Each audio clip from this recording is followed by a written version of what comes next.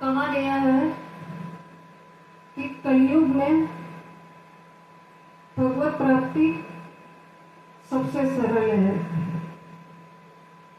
कलयुग केवल नाम आधारा, सुमिर सुमिर नर उतरे पारा।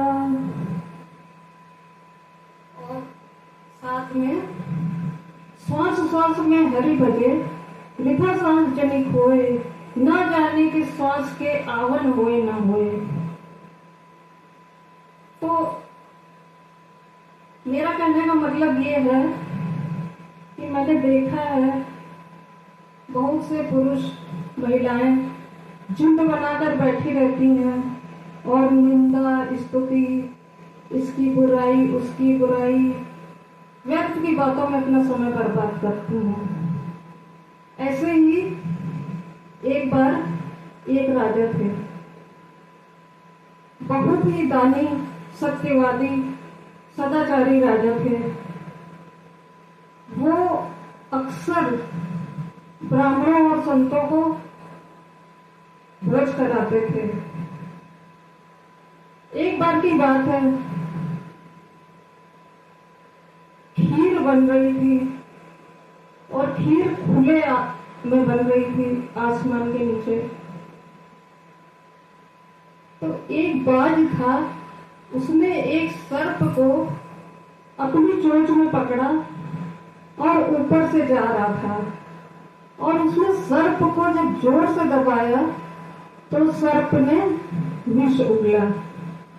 वह विष उसी कढ़ाई में, उसी बर्तन में, पात्र में गिर गया जिसमें खीर बन रही थी। जब सभी संतों को भोज कराया गया तो सभी ने अपना शरीर त्याग दिया।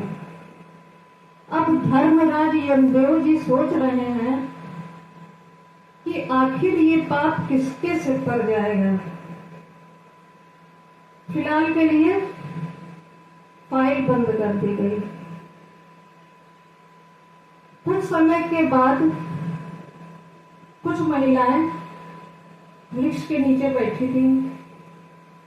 कुछ संतों का वहां आगमन होता है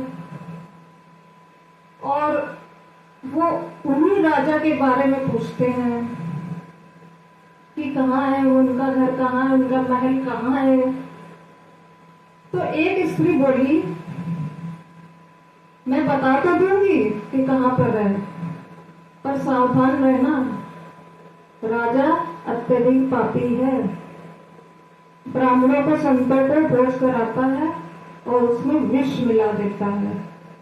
अब धर्मराज जी ने तुरंत अपनी फाइल खोली और बोला कि अब सारा पाप इस महिला के ऊपर जाएगा।